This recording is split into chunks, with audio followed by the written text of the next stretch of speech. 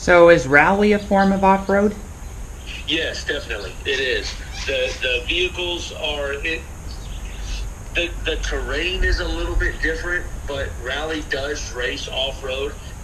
More often, their courses are mixed, so you'll have some tarmac or pavement, and then you'll have a gravel section or a dirt section, sometimes a snow and an ice section, depending on where they're racing and what time of the year. It's usually not quite as brutal terrain as what we see in the desert. We see silt beds that are, in Dakar terms, that would be fesh, really fine talcum powder type dirt that it basically has an endless bottom. You don't even know how deep it is, and you have to maintain your speed through it, and that could be for a mile or more, and then in different parts of the course. And then we'll have sections of terrain referred to as whoops, which are just rollers that are about 3 feet deep and 3 feet tall, and that'll stretch for miles and miles. And then we have rocks and boulders and washouts and anything like that. Essentially, in desert racing, you're given the path, and whatever is in the way is in the way. It's not a clear road. Whereas on rally racing, while they do get off of the pavement, it's usually a road of some kind, or at some point was a road, and you aren't likely to run into boulders or really deep silt or things like that, unless you're doing a rally event like Dakar or East Africa, Tanzania, some of those things. Sometimes they can get into some mud and whatnot, but the terrain is usually not quite as brutal as it is in the desert. I see what you mean. I heard that one of the biggest names in rally is Sarl van der Merwe. Ever heard of him? I have heard of the name, but I'm not really familiar. Yeah, he was also in sports car racing for Hendrick Motorsports, I think, in the 80s as well. Oh, nice. Yeah. So, have you had any funny moments while driving one of those bad boys? Sure. There's times when, like in Mexico, in the dark, when you're fatigued and you've been racing for a long time, often the terrain can play tricks on you.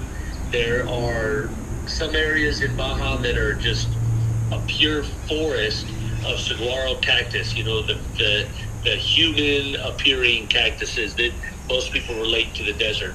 And when you're cruising along at a pretty high rate of speed, and the only light out there is coming off the lights on your vehicle, sometimes those cactus start to move and cast shadows on you, and can really start playing with your mind when you've been up for 3 or 4 days beforehand trying to continue on the course.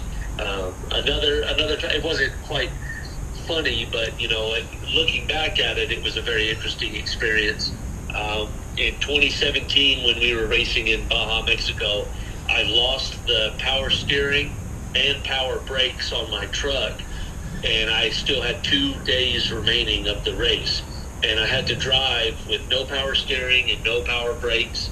I was coming down off of a mountain, and I couldn't get around a corner very well, and I lodged my truck up on a boulder and caused about a 30-car traffic jam behind me. It was very narrow behind me, and by the time I got the truck off of the rock and out of the way, I had to stand on the side of the road kind of sheepishly waving at all the drivers because I held them up on their race. Sorry. And then I had to drive the entire next day of the race to finish the race with no power steering and no power brakes. Yeah, that was kind of interesting. A lot of these events, when you look back at them, they're entertaining. At the time, they're not very entertaining, and you may not be having a very good time. But when you get to look back at it, it's a good story. Yeah, that reminds me of an experience I had when I dabbled in go-karts a while ago. You want to hear it? Absolutely. You know the Unser karting track in Denver, Colorado? Sure. In those kind of go-karts, the purpose isn't to finish first, it's to run the fastest lap time, That's how it was. And when I went to the Unser track to do some go-karts, and it was one of my first experiences behind one of those. Like, I dabbled in it a couple times before, but Yeah, I went to that track.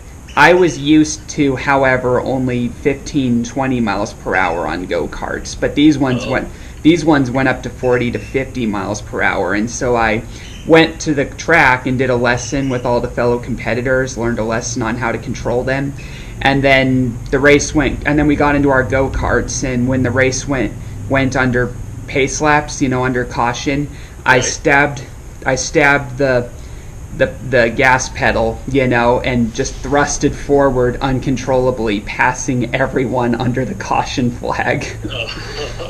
and then what ended up happening was I got through the final turn and crashed into the wall while trying to turn the go-kart, and I was immediately penalized by officials for for passing under the caution, and so I had to go to the penalty box for a minute, and then when I was released, it was just a mess. I just kept hitting anything and everything, and one time while I spun out in a corner, I accidentally ran into another go-kart side and spun him out.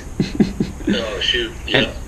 And so I ended up being penalized again, and then after that penalty, I got into the hang of it a bit, but I still hit the wall a few times, and then came onto pit road by mistake, thinking the race was over, only to find that there were still 10 minutes, and then the next 10 minutes was just a mess of being hit by other go-karts and being T-boned and hitting the wall, and it was a complete lack of experience. And by the time that the whole thing was over, I had to go see the executives to explain myself, and they basically told it to me politely. They said something politely, but basically what they said to me was, find another hobby. Oh gosh. Yeah, carts are a whole different animal.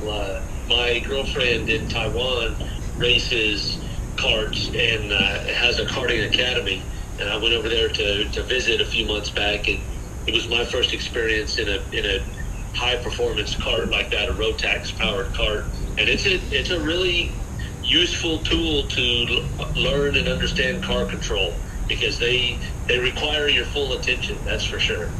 Yeah, I know exactly what you mean, but that was the longest go-kart race I was in, and I was pretty much glad it was over when it was done. Yeah, I bet. Because it knocked me all around, and that was probably the first moment for me where, the line in Days of Thunder, you better hit the pace car because it's the only thing you haven't hit. Right. That perfectly described that day for me.